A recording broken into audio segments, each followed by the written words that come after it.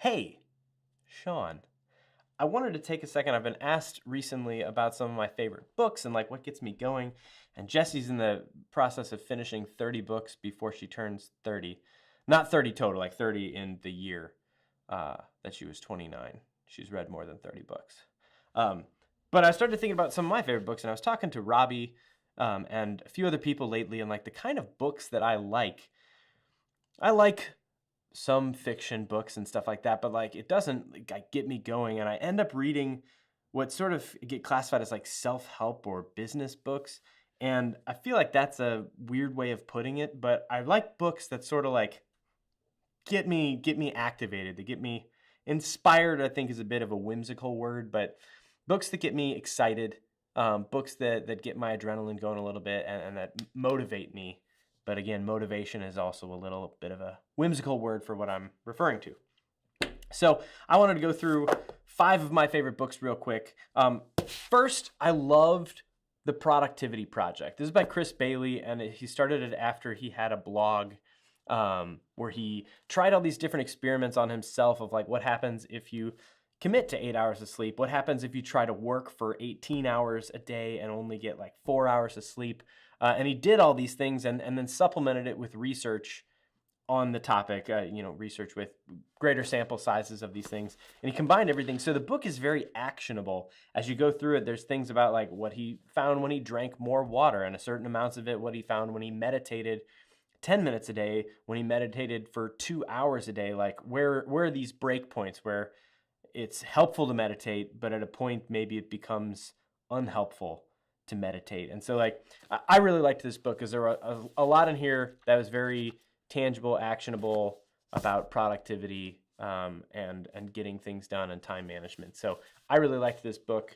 And I had to this was one of those books where I forced myself to read it slowly. I limited myself to 1 chapter a day so that I could really like think about it, try it, process it, and decide whether I wanted to incorporate it into my attempted routine or not. So Productivity Project by Chris Bailey. Next one I liked, and I haven't even finished this one because it's sort of in a few parts, and one is very autobiographical, and that does not appeal to me. But Principles by Ray Dalio is awesome. And I did a little video about this right at the end of last year and about the cycle to improving yourself and looking at what's next and trying to identify and systematize your progress to make sure that you're not put off by your shortcomings and your failures, but that you're constantly learning and pushing forward. And so I'm a big fan of this book, and it's a great book where you can pick it up and read little pieces and find enough to have something to work with. Maya's going to bark in a second because Jessie just got here, but we're going to blaze through. Tools of Titans. Tools of Titans is by Tim Ferriss, and I like this book because I open it to a random page and I can just read something. Like, it's not a book that you read from start to finish, and he even says it in there. There's a section about health, there's a section about wealth, and there's a section about happiness or something like that. I forgot what the other one was. But it's really easy to pick up and get just a little bit of, and again, with my preference for like... Maya, can you stay in here, please? I'm almost done. Jessie's here and Maya's barking.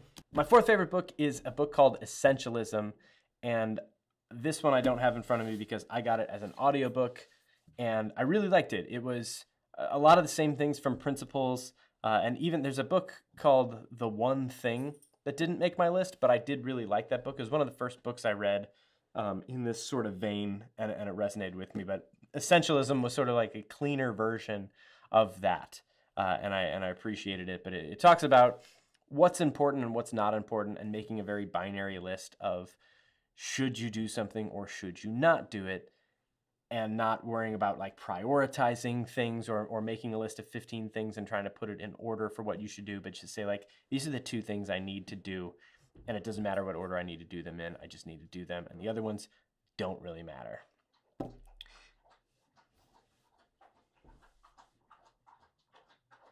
We're just gonna wait one more second here.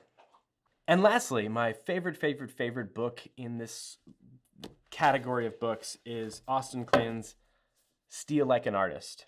And I love this book. It's 10 chapters that are like, it's all sort of handwritten and cool and artsy. And when he was doing this, Austen's art was taking newspaper and like scribbling things out and finding messages from what was left behind. And so it's very much reflected in this work. But it's really easy to pick this up and find a sense of inspiration. And as a creator, when you're running out of ideas, when you feel like everything you make sucks, there's a lot of good stuff in this book to remind you that you're headed in the right direction and that everyone gets stuck, and that when you feel like nothing is original that you come up with, it's the same for everybody. So cool little book. And what I'm trying to do with this book is lend it to people who want to read it. And I'm having them add their signatures and their notes, and asking that anything that they really like or that stands out to them to scribble in some notes in the margins and circle things that they like. And I like that this is going to build, and all the people that I get to work with will get to sort of add their thumbprint to this little book. So those are my favorite books. That's it. See you later. If you want, I put links in the description to Amazon, and I'm finally an Amazon affiliate. And so if you buy one of these books because you like it, there's a tiny, tiny piece of that may come back my way. So if any of them are on your list, feel free to click the links below, and it helps me out. That's all. See you later. Bye. And that's a cut.